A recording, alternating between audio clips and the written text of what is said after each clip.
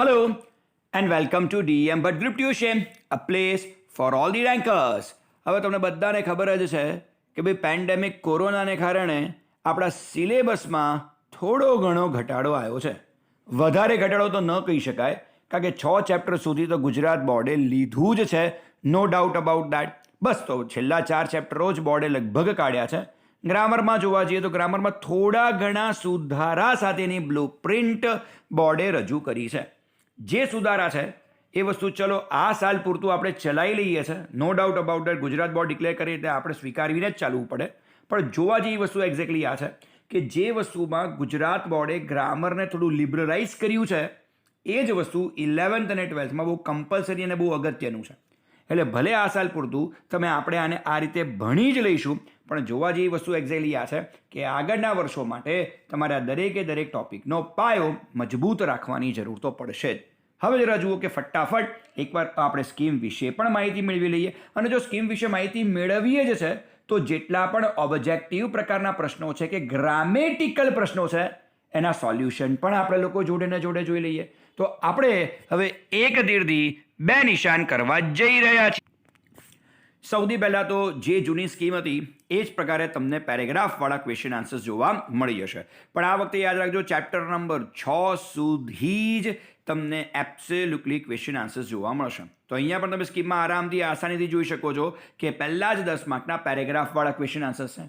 સૌથી પહેલાં તો બધા જ વિદ્યાર્થી મિત્રોને માત્ર એટલી જ સલાહ આપવા માંગીશ કે ડોન્ટ હેવ દેટ એટીટ્યુડ કે ભાઈ મને તો પેરેગ્રાફવાળા ક્વેશ્ચન આન્સર્સ મસ્ત આવડે, હું તો હંમેશા ઉપરના પેરેગ્રાફમાંથી જે બી મને જવાબ મળતો હશે એ પ્રમાણે હું જવાબ લખી નાખીશ. તમારી વાત સાચી છે, પણ સાચું કહું સંપૂર્ણપણે સાચી છે એવું ન કહી શકાય.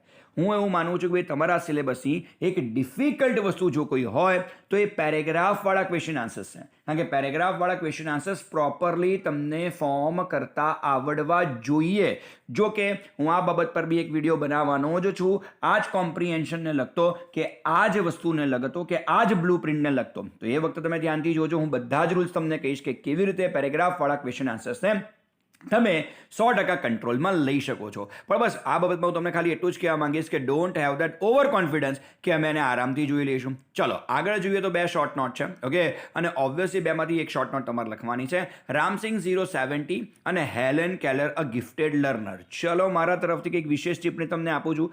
આઈ કેન રેકમેન્ડ યુ કે બંને શોર્ટ નોટ જે અહીંયા આપી છે બ્લુ પ્રિન્ટમાં ખાસ મોઢે કરજો.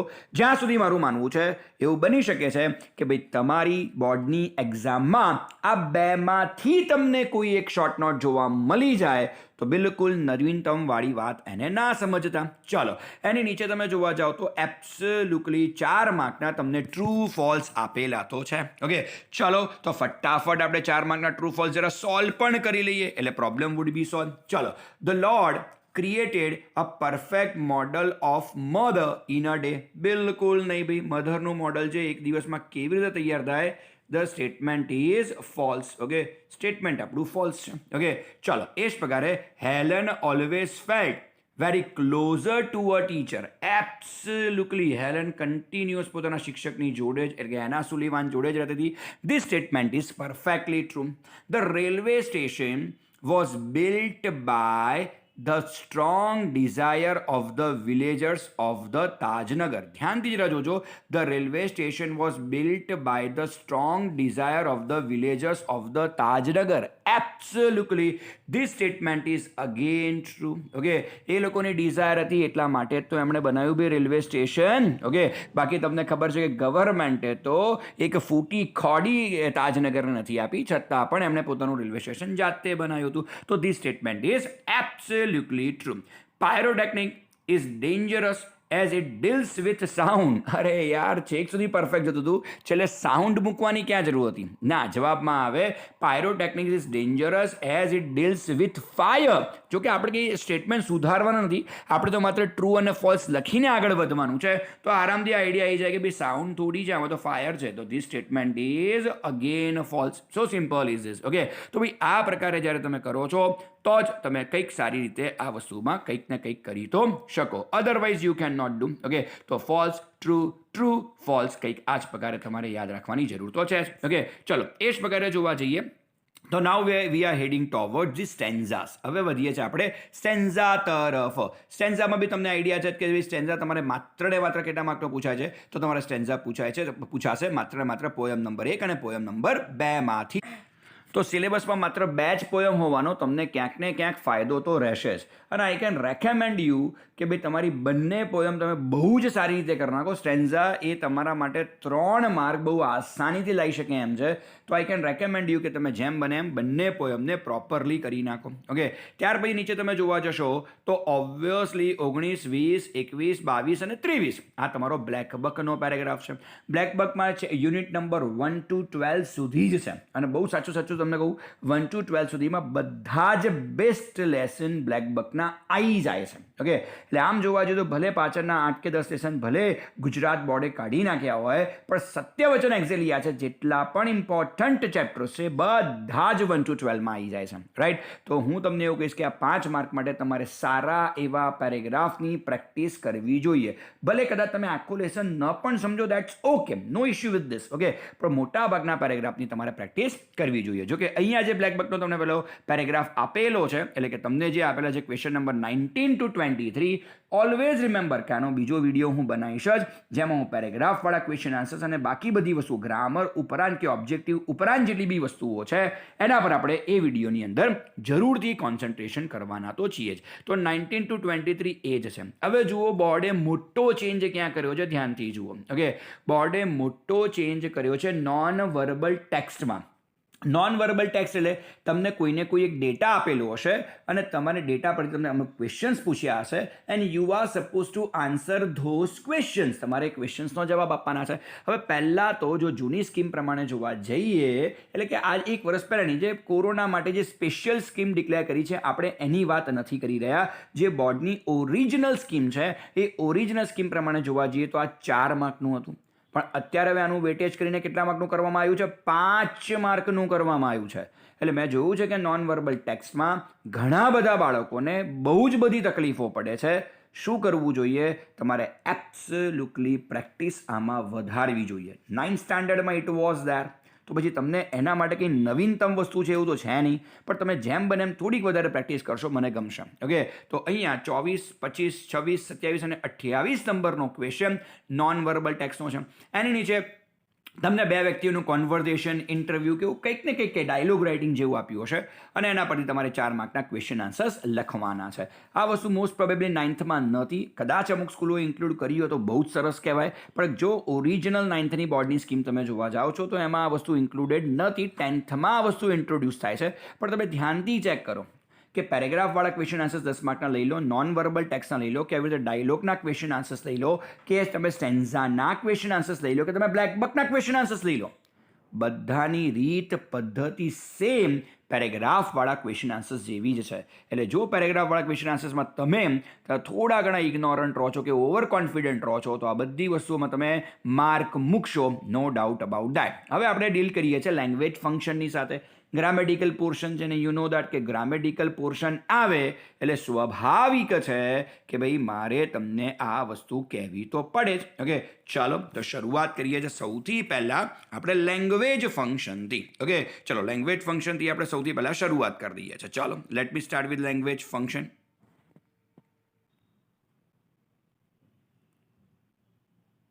ચાલો સૌથી પહેલાં નંબર 33 પર કોન્સન્ટ્રેશન કરીએ.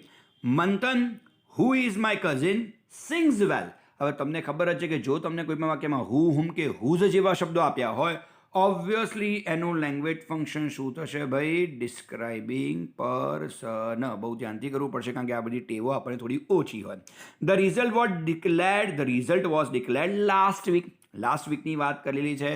સામે ઓપ્શન જોઈએ, નાઇસિટીઝ છે, લોકેશન છે, પર્સન તો ઓલરેડી આવી ચૂક્યો છે. એક્શન, એબ્સોલ્યુટલી બીજું કશું જ લાગુ નથી પડી રહ્યું, તો ઓબ્વિયસલી એક પ્રકારની ક્રિયા છે, એક્શન છે, તો લઈ લઈશું ઓપ્શન ડી સામેની બાજુ, that is action. Last one, hooray we have got it. Obviously જોઈને જ આઈડિયા આવી જાય કે it is expressing niceties. Option A આનો જવાબ બની તો જવાનો જ છે, તો option A is the right one. એક જ મિનિટ, હા થોડું તૂટક થઈ ગયું, પણ કંઈ વાંધો નહીં, તમને આઈડિયા આવી જ ગયો હશે. ઓકે, તો ઓબ્વિયસલી 33નો આન્સર છે ડિસ્ક્રાઇબિંગ પર્સન. 34નો આન્સર છે ડિસ્ક્રાઇબિંગ એક્શન. 35નો જવાબ જે કંઈ પણ તમારો બને છે દેટ ઇઝ એક્સપ્રેસિંગ નાઇસિટીઝ. ચલો થોડા ઓર આગળ વધીએ છીએ રિસ્પોન્ડિંગ ક્વેશ્ચન્સથી. ઓકે, હવે રિસ્પોન્ડિંગ ક્વેશ્ચન આપણને શું સમજાવવા માંગે છે, તો let's have a look at 36. Okay, responding question છે. ઓકે, થોડુંક લેન્ધી કરી નાખ્યું. રીઝન હું તમને સહેજ બતાવી દઉં કે 36, 37 ને 38. ઓકે, પહેલાં જૂની સ્કીમ પ્રમાણે પણ 3 માર્કના રિસ્પોન્ડિંગ આવતા હતા, પણ એની નીચે 3 માર્કના કમ્પ્લીટ ધ સેન્ટેન્સ આવતા હતા. રાઈટ, જ્યારે અહીંયા શું બન્યું છે, કમ્પ્લીટ ધ સેન્ટેન્સને પણ MCQ ફોર્મેટમાં લઈ ગયા છે. હવે આપણે લોકો તો જાણીએ જ છે કે ભાઈ મેં તો કમ્પ્લીટ ધ સેન્ટેન્સના કેટલા બધા વિડીયોઝ મૂક્યા છે. હવે કશો વાંધો નહીં, પણ મેં તમને કીધું ભલે આ સાલ આ MCQ પદ્ધતિ પ્રમાણે આવ્યું હોય, 11th 12thમાં તમારા માટે બહુ જ અતિ આવશ્યક વસ્તુ છે આ. ઓકે, તો કંઈ વાંધો નહીં, અહીંયા આ વસ્તુ સેમ લગભગ જોવા જોઈએ તો રિસ્પોન્ડિંગ અને CTS બંને એમણે આપ્યા છે આપણને MCQ ફોર્મેટમાં, અને બંનેનું લગભગ જોવા જઈએ તો સેમ જ વસ્તુ કહી શકાય. પણ એનીવેઝ ચલો, ગુજરાત બોર્ડે કદાચ બધા જ બાળકોને ધ્યાનમાં રાખીને આ સ્કીમ ડિક્લેર કરી છે, તો નો ડાઉટ અબાઉટ દેટ. તો ચલો સૌથી પહેલાં આપણે 36, 37 અને 38ને સોલ્વ કરવાની જરા શરૂઆત તો કરી દઈએ. ઓકે, ચલો સૌથી પહેલાં 36, 37 અને એબ્સોલ્યુટલી 38 પર જઈએ. પહેલાં 36, 37 ને એકવાર ચેક કરી લઈએ. ચલો લેટ અસ સી. 36 નંબરમાં છે Arya, when do you do your homework, specifying time. Okay, હવે સમય છે તો જેમાં તમે સમયનો ઉલ્લેખ કર્યો હોય કે વેન કે ટીલ કે અનટીલ કે એઝ સૂન એઝ જેવા શબ્દો આપ્યા હોય એને જવાબ તરીકે લઈશું. મેં ઓપ્શન સી જોયું, મને આરામથી એક સમયનો ઉલ્લેખ દેખાય છે, બાકી કોઈ ઓપ્શનમાં દેખાતું નથી. તો I do my homework at 6 o'clock in the morning. તો option D is the right answer. Okay, sorry, option C is the right answer. Okay, Bhavya, what do you get, why do you get poor marks in maths. તમારા મેથ્સમાં ખરાબ result કેમ આવે છે?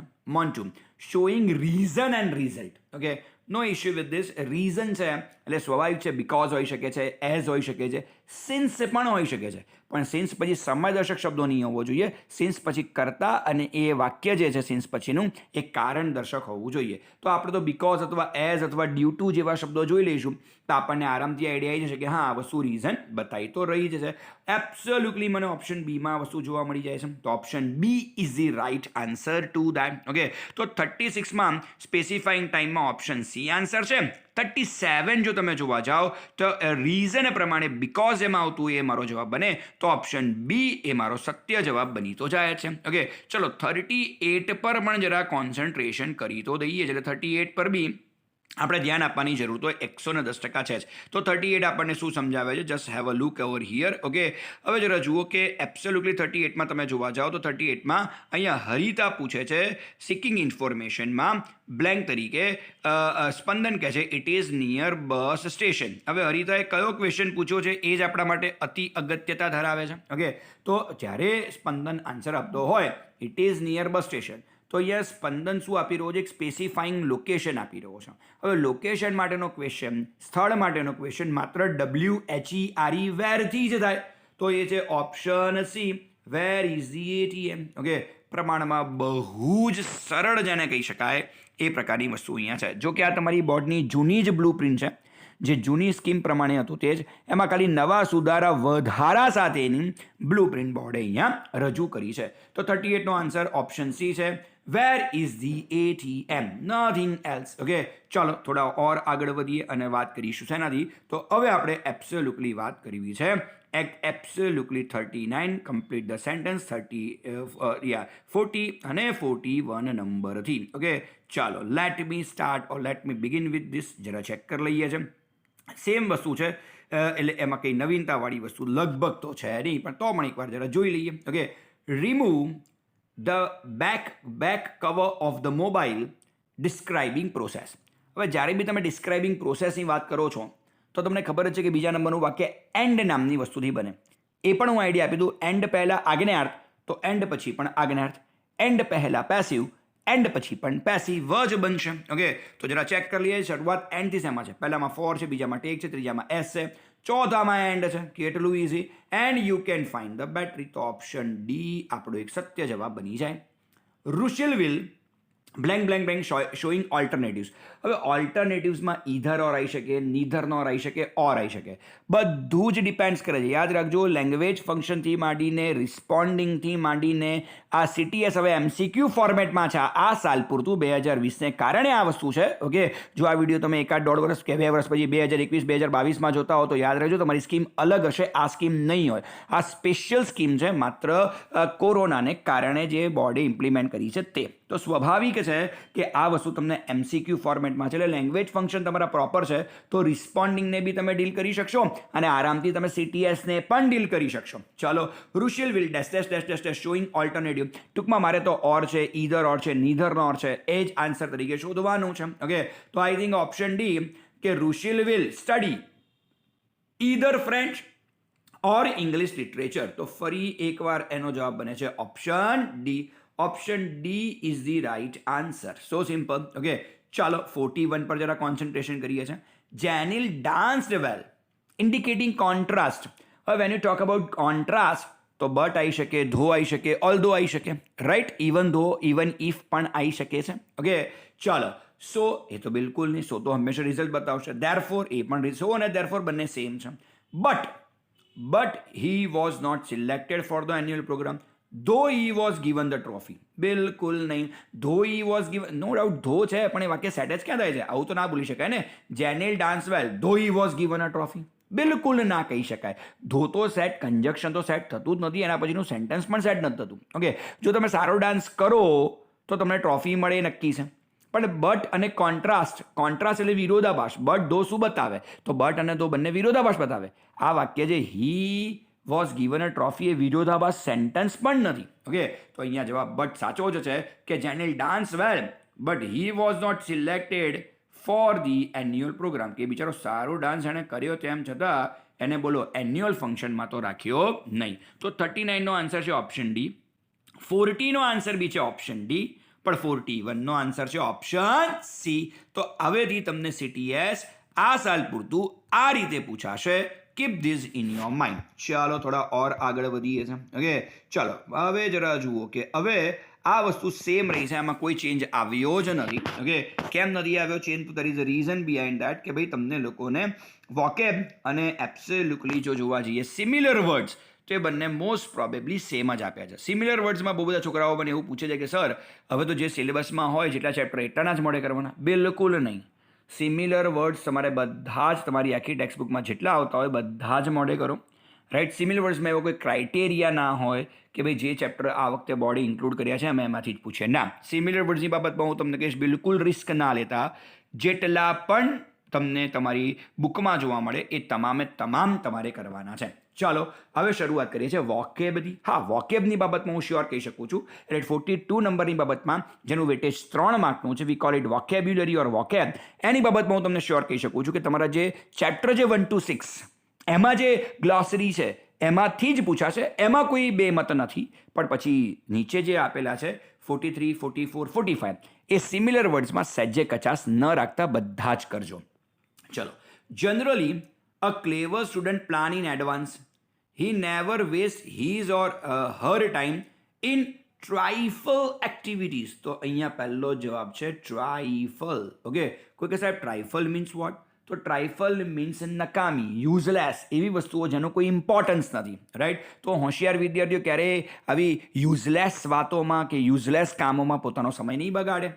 He succeeds in his aim only because he belongs to the principles. It is adheres. Okay, તો બીજાનો જવાબ આવશે adheres. કોઈ કે સાહેબ આ adheres મીન્સ વોટ? તો ભાઈ adheres એટલે ચીટકેલા રહેવું, સ્ટીક ટુ, ક્લિંગ ટુ, આવો જવાબ આપે.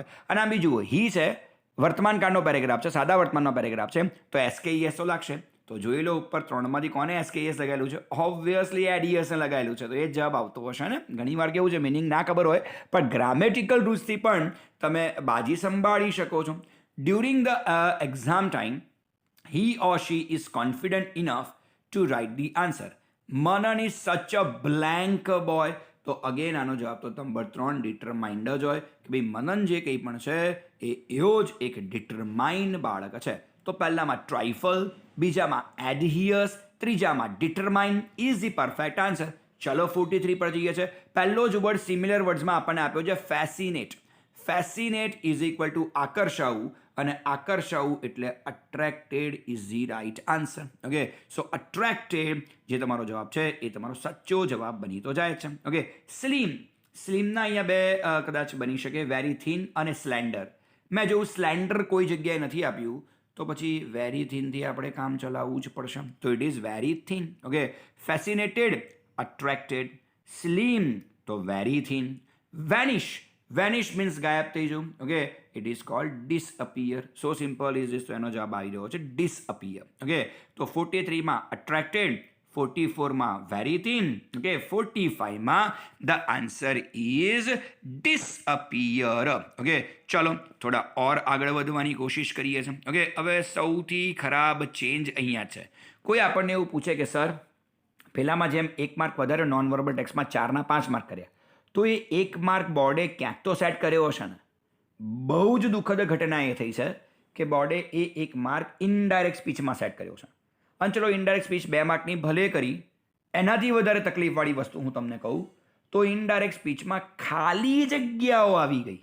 આ વસ્તુ ખરેખર માન્યમાં આવે એવી નથી, પણ ગુજરાત બોર્ડે આવું કેમ કર્યું મને નથી ખબર. કારણ કે 11-12માં જો ખરેખર કોઈ ગ્રામરનો ટોપિક જો બાળકોને અઘરો પડતો હોય ને તો એ ઇનડાયરેક્ટ સ્પીચ છે. હવે મારું એવું માનવું છે કે બાળકો આરામથી ઇનડાયરેક્ટ સ્પીચમાં માર્ક મેળવી લેશે, પણ તમે 2 વર્ષથી ઇનડાયરેક્ટ સ્પીચ પ્રોપરલી નહીં ભણો એવું કહી શકાય. કંઈ વાંધો નહીં. ઓકે, 11-12માં થોડુંક વધારે ધ્યાન આપજો એટલે પ્રોબ્લેમ ક્રિએટ ન થાય. ઓકે, ચલો તો હવે જરા જુઓ કે ઇનડાયરેક્ટ સ્પીચમાં તમને કેવી રીતે પૂછશે. સહેજ જોવા જેવી જરૂર તો છે જ. ઓકે, કંઈક નવું અંદર આવ્યું છે. ઓકે, હવે જો Mahek, what do you say about my performance? Kartik, I can say you have done it gracefully today. Mahek, thank you Kartik. લો, પતી ગયું છે. સરસ. પહેલું વાક્ય મહેક પ્રશ્નાર્થ બનાવે છે. હવે બધાને ખબર જ હોય ને યાર, આટલી પ્રશ્નાર્થો તો શું આવે બોલો? ટોલ્ડ આવે, સેડ આવે કે આસ્કડ આવે? તો ઓબ્વિયસલી આસ્કડ આવે. વાક્ય બનાવવાનું જ નથી, ખાલી જગ્યા પૂરવાની છે, અને એ પણ આવી ખરેખર કહું ફાલતુ પ્રકારની. Okay, so Mahek asked Kartik what he said about blank, his, her અને હિમ. હવે વાક્યમાં જુઓ, પેલો કયો શબ્દ આપ્યો છે? માય. વાક્યમાં તમે ધ્યાનથી જોશો, મને કયો શબ્દ દેખાય છે? માય નામનો શબ્દ દેખાય છે. આઈ, મી, માય, વી, અવરસ. કોના પ્રમાણે? બોલનાર. બોલનાર કોણ છે? મહેક. મહેક છોકરી છે, તો છોકરી પ્રમાણે મારે જવાબમાં શું લેવું પડશે? હર. તો answer is her. Okay, answer her બની જાય છે. લો બોલો. ઓકે, તો આન્સર હર છે. Her performance. Kartik replied. Replied પછી બધાને ખબર છે એક જ કન્જક્શન આવે, રિપ્લાઇડ ધેટ. તો answer is that. Kartik replied that he could say she had done it gracefully blank. Gracefully પછી ટુડે નામનો શબ્દ આપ્યો છે. હવે મને કહો ટુડેનું શું થાય? That day. કોને ના ખબર હોય યાર? તો ટુડેનું આવશે ધેટ ડે. હવે આટલી આસાન તરીકાથી તમને અહીંયા માર્ક આપી દીધા છે. પહેલામાં આસ કારણ કે વાક્ય પ્રશ્ન છે, બીજામાં માય, આઈ, મી, માય, વી, અવરસ બોલના પ્રમાણે મહેક. મહેક એટલે હર. ઓબ્વિયસલી એમાં બી શ્રીવાચક ફેરફાર, બધી જગ્યાએ હર જ આવવાનું હતું. ઓકે, ત્યાર પછી કાર્તિક રિપ્લાઇડ. રિપ્લાઇડ પછી કન્જક્શન ધેટ જ આવે, એમને મેં લોકો બોલ નાખે છે. ઓકે, અને ટુડેનું શું આવશે ભાઈ? That day is your answer. તો હવે તમારી ઇનડાયરેક્ટ સ્પીચ તમને કંઈક આ પ્રકારે ખાલી જગ્યાના રીતે પૂછાશે. તમારે એક પણ વાક્યો અહીંયા બનાવવાના નથી. છોકરાઓને બહુ મજા આવતી હશે અત્યારે આ જોતા જોતા, પણ આગળ જઈને બેટા આ બધી વસ્તુઓ તમને નડશે એ બની શકે. કંઈ વાંધો નહીં, ગુજરાત બોર્ડે વિચાર્યું છે તો કંઈક સમજી વિચારીને જ કર્યું હશે. ઓકે, હવે જરા જુઓ કે 47, 48, 49 એ તમારા માત્ર ને માત્ર શું છે? તો એ તમારા કન્જક્શન્સ છે. ચલો, કન્જક્શન સાથે we are seriously not concern with this. Okay, no doubt આજે આપણે કન્જક્શન કરી જ છું, નહીં કરીએ એવું તો બનવાનું નથી, પણ વિડીયોના અંત ભાગમાં કન્જક્શન કરીશું આપણે. ઓકે, ચલો હવે તમને શું દેખાઈ રહ્યું છે અત્યારે સ્ક્રીન પર? તો 50 નંબર. 50 નંબર જો તમે પહેલાં ચેક કરો તો 50 નંબર પહેલાં ફાઇન્ડ આઉટ ધી એરર્સ હતું, અને ફાઇન્ડ આઉટ ધી એરર્સમાં થતું હતું શું? તો ભાઈ ફાઇન્ડ આઉટ ધી એરર્સમાં બી બનતું હતું એક્ઝેક્ટલી કંઈક આ પ્રકારે કે ફાઇન્ડ આઉટ ધી એરર્સમાં પહેલાં તમને લોકોને આવતું હતું એક્ઝેક્ટ એ રીતે કે અંડરલાઇન પાર્ટને સુધારવાનો હોય. હવે એની જગ્યાએ ખાલી જગ્યા હશે, બાજુમાં 3 ઓપ્શન હશે, જે યોગ્ય જવાબ હોય મૂકજો. આમાં પણ બોર્ડે થોડા લોચા માર્યા છે, સમજાવવું આવે એટલે. ધ ફોલોઈંગ ડે કિંગ્સ સન. તો કિંગ્સ કે કિંગ્સ, તો કિંગનો છોકરો, તો એપોસ્ટ્રોફી એસ લાગે છે, તો it is king's son. Okay, came down to nearby river to swim blank where while અને હુસ. 3માંથી એક જવાબ સેટ નથી થતો. જવાબ અહીંયા હું લઈશ વાઇલ, પણ ખરેખર વાઇલ નહીં, જવાબમાં વેન આવવું જોઈએ. જવાબ વેન છે. When he entered the water the father crow sees the lovely gold necklace. અહીંયા વાઇલ આપ્યું છે, સૌથી નજીકનો આન્સર વાઇલ છે એટલે લઉં છું, બાકી ખરેખર વાઇલ ના આવે. વાઇલ પછીનું વાક્ય વોઝ વેર પ્લસ આઈએનજીમાં આવવું જોઈએ. So while he was entering the water હોત તો હજુ હું ચલાવી લે. ખરેખર અહીંયા જવાબ વેન છે, પણ ઓપ્શનમાં ક્યાંય વેન છે નહીં, એટલે વેનનો જ પર્યાયી આપણે વાઇલ મૂકીએ છીએ. ગ્રામેટિકલી બિલકુલ યોગ્ય નથી, પણ ગુજરાત બોર્ડે જ નથી આપ્યું તો શું કરીએ. ચલો, એ જ પ્રકારે નેકલેસ. નેકલેસ સજીવ કે નિર્જીવ? નિર્જીવ. નિર્જીવ તો ભાઈ મારે કંજક્શન તરીકે શું લેવું જોઈએ? વિચ. બધાને ખબર છે હુ અને હુસ માત્ર સજીવો માટે વપરાય, નિર્જીવો માટે તમે એને ઉપયોગમાં લઈ શકતા નથી. તો 50 નંબર જે ફાઇન્ડ આઉટ ધી એરર્સ હતું એને પણ ચેન્જ કરી નાખ્યું છે, ને આવી રીતે તમને બહુ આસાનીથી 3 માર્ક એ લોકો પ્રોવાઈડ કરશે. મહેનત આ બધી વસ્તુઓમાં રાખજો. Don't be over confident. કદાચ આ જોયા પછી અમુક બાળકો એવું સમજી અરે છોડો હવે ઇંગ્લિશ નથી વાંચું, મૂકો ચાલશે, એવું બધું ના કરતા. તકલીફમાં ઓર મુકાશો. તમે તકલીફમાં ઓલરેડી છો જ ઓનલાઈનને કારણે, ઓર તકલીફમાં મુકાવો એવું બિલકુલ ના કરતા. ઓકે, ચલો થોડાક ઓર આગળ વધીએ આપણે. ચાલો let me begin with this. Okay, હવે ડુ એસ સ્ટેટેડ 51-52 હું હમણાં જ વિડીયોના અંતમાં તમને વસ્તુ સોલ્વ કરાવવાનો જ છું, તો તમે ચેન્જ ધ ટેક્સ અને વોઇસની બિલકુલ ચિંતા ના કરો, કારણ કે ડીએમ સર તમને આ વિડીયોમાં એ સોલ્વ કરી આપશે. ઓકે, હવે જરા જુઓ કે 53, 54 અને 55. ઓકે, આ 3 તમારા જે કંઈ પણ છે that is your WH or HW. તો આપણા જે WH ઓર HW છે આપણે સૌથી પહેલાં એની ચર્ચા સહેજ કરી તો લઈએ જ છીએ. ઓકે, ચલો 53 નંબર પર એક જ મિનિટ, જરા 53 નંબર પર આપણે આપણું કોન્સન્ટ્રેશન રાખીએ. ચલો 53 નંબર જરા જુઓ શું કહેવા માંગે છે. Okay, Rahman can speak any language fluently. સૌથી મજાકવાળી વાત હું તમને કહું, અંડરલાઈન જ નથી આપી. સમજો, બોર્ડમાં અંડરલાઈન આપશે. આ જોઈને બિલકુલ તમારે મિસગાઈડ થવાની જરૂર નથી, કે તમારે બિલકુલ મિસઅન્ડરસ્ટુડ થવાની જરૂર નથી. ના ના ના ના ના, તમને અંડરલાઈન આપશે. Don't you worry about that thing. હા, અહીંયા એ લોકો અંડરલાઈન કરવાનું ભૂલી ગયા છે. કશો વાંધો નહીં, મને આઈડિયા છે. અહીંયા અંડરલાઈન આવશે ફ્લુઅન્ટલીની નીચે. ઓકે, હવે જો ફ્લુઅન્ટલી એટલે કે LY વાળા શબ્દોની નીચે અંડરલાઈન હોય, your answer will obviously option B. તમારો જવાબ શું બની જશે? ઓપ્શન બી, કે how can Rahman speak any language. તો આન્સર આવશે ફ્લુઅન્ટલી. મને આઈડિયા છે કે અહીંયા અંડરલાઈન ફ્લુઅન્ટલી શબ્દની નીચે જ છે. ઓકે, ચાલો હવે જરા જઈએ આગળ. નંબર 54 અને 55 પર જરા કોન્સન્ટ્રેટ કરી દઈએ છે. ચલો, ઓકે, 54, 55 આપણને શું સમજાવે છે? Vivek has recently join the gym for building his body. પાછી એની એક તકલીફ કે અંડરલાઈન જ સર નથી આપી. મને ખબર છે અહીંયા અંડરલાઈન છે ફોર બિલ્ડિંગ હિઝ બોડીની નીચે. હવે ફોર બિલ્ડિંગ હિઝ બોડી છે, ફોર ઘણી બધી વખત, ટુ અને ઘણી બધી વખત બીકોઝ એ હંમેશા રીઝન બતાવે છે. Reason is equal to Y. તો Y has Vivek joined the gym. Option D is the right answer. Okay, ચલો 55 પર જઈએ. 55માં એકચ્યુઅલી 2 જવાબ બને છે, જરા જોઈ લઈએ છે. ઓકે, તો 55 જરા જો. The cook added a little red chilli powder in the sauce. ખરેખર એ અંડરલાઈન છે અ લિટલ રેડ ચીલી, ઉભા રહેજો, પાવડર આટલાની નીચે અંડરલાઈન છે. ઓકે, હવે લિટલ રેડ ચીલી પાવડર આટલાની નીચે અંડરલાઈન હોય તો મારો જવાબ બને છે ઓપ્શન એ, વોટ ડીડ, કારણ કે ભૂતકાળ છે ડીડ જોઈએ. What did the cook add in the sauce. તો મારો જવાબ બની જાય છે ઓપ્શન એ. રાઈટ. પણ માન લો આ જ વસ્તુને થોડીક અલગ રીતે એમને આપવું છે, અને અંડરલાઈન એ લોકો માત્ર આપે છે મને અ લિટલની નીચે. ઓકે ઓકે ઓકે, ગલતી. મને અંડરલાઈન આપે છે લોકો માત્ર અ લિટલની નીચે.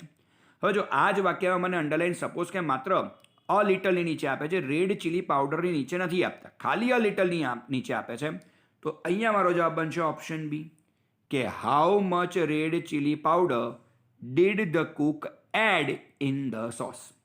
તો યાદ રાખજો, અંડરલાઈન હશે.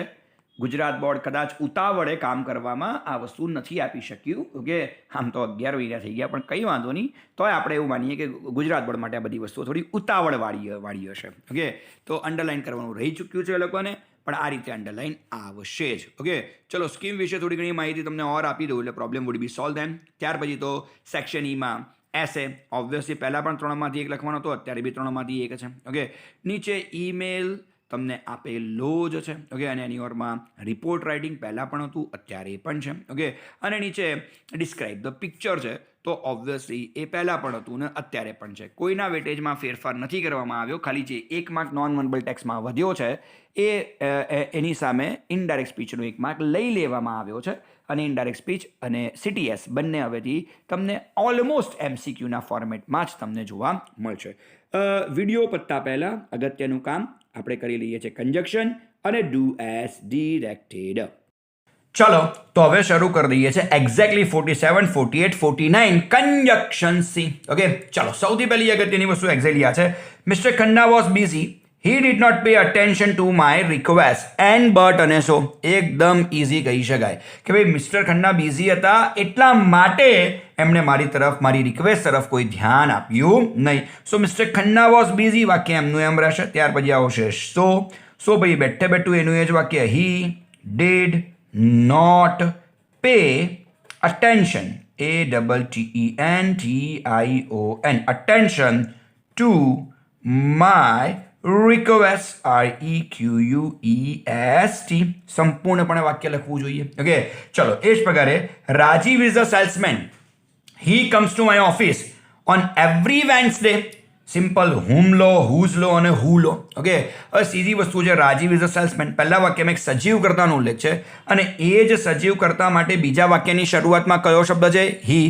જો પહેલા વાક્યમાં કોઈ એક સજીવ કર્તાનો ઉલ્લેખ હોય ને એ સજીવ કર્તાના સર્વનામ જો મને બીજા વાક્યની શરૂઆતમાં જોવા મળે છે 100% વાક્ય મારે શેનથી જોડવાનું છે? હુ નામના કન્જક્શનથી જોડવાનું છે. જેવું હું વાક્યમાં હુ લઈશ બીજા વાક્યમાં આપેલા આવા સર્વનામ હી, શી કે ધે જેવા સર્વનામ વાક્યમાંથી શું થશે? નીકળી જશે. તો Rajiv is the salesman who comes to my office on every Wednesday. છેલ્લે માત્ર full stop. Okay, so Rajiv is the salesman who comes to my office on every Wednesday. આના પરથી આઈડિયા આવી જાય કે બોર્ડનું પેપર કેવું નીકળશે. My younger son will eat dabeli. He will eat sandwich. Okay, હવે વાક્ય હકારાત્મક છે જોઈને આઈડિયા આવી જાય. ઈધર ઓર છે, નીધર નોર છે અને therefore છે. therefore બિલકુલ નથી, નીધર નોર બિલકુલ નથી, તો રહેશે શું? ઈધર ઓર તમારી ભાષામાં આઈધર ઓર. ઓકે ચલો માય યંગર સન. જ્યાં સુધી વાક્યમાં બે વસ્તુની તુલના ના આવે ત્યાં સુધીનું વાક્ય કેવું રાખવાનું છે? એમનું એમ. So my younger son will. ત્યાર પછી ઇટ પણ રહેશે એમનું એમ. તુલના કોની છે? દાબેલી અને સેન્ડવિચ. તો દાબેલીની આગળ શું મૂકશો? આઈધર. દાબેલી અને પછી ઓર, સીધું જ ઓર અને ઓર પછી સેન્ડવિચ. જે બેની તુલના છે એમાંના એકની આગળ શું મૂકશો ભાઈ? ઈધર અને બીજાની આગળ શું મૂકશો? ઓર. તો એ તો કર્યું. દાબેલી અને સેન્ડવિચની તુલના હતા તો એની એકની આગળ ઈધર, બીજાની આગળ ઓર અને ત્યાં જ આપણે કરી નાખી છે વાર્તા પૂરી. ઓકે ચલો હવે જઈએ છે આપણી જ પેપર સ્કીમમાં આપણી જ બ્લુ પ્રિન્ટની 51 અને 52 પર. ઓકે ડુ એઝ ડિરેક્ટેડ છે જેમાં ચેન્જ ધ ટેક્સ્ટ અને વોઇસ બે પોર્શન પૂછાય છે. ચલો પહેલા તો ચેક કરી લઈએ આપણે લોકો. The policeman asked the stranger some questions. The strangers did not reply any questions. સરસ. Okay the policeman held him by his collar. Okay આપણને આવું કંઈક આપેલું તો છે જ નીચે. બિગિન લાઈક ધીસ અહીંયા આપેલું છે આપણને, બિગિન લાઈક ધીસ. ઓકે અને શું આપ્યું છે? The stranger was asked some questions by the policeman. હવે આપ્યું છે the stranger was asked some questions by the policeman. એના પરથી જ આઈડિયા આવી જાય કે મારે સેન્ટેન્સ શેમાં બનાવવાનું છે ભાઈ? એબ્સોલ્યુટલી પેસિવ વોઇસમાં મારે પેરેગ્રાફ ફેરવવાનો તો છે જ. ઓકે કારણ કે ધ સ્ટ્રેન્જર મારું કર્મ છે, was were past participle, some questions બીજું કર્મ હતું અને બાય ધ પોલીસમેન. તો આના પરથી જ મને બિગિન લાઈક ધીસ વોઇસ લખેલું નહીં આપે.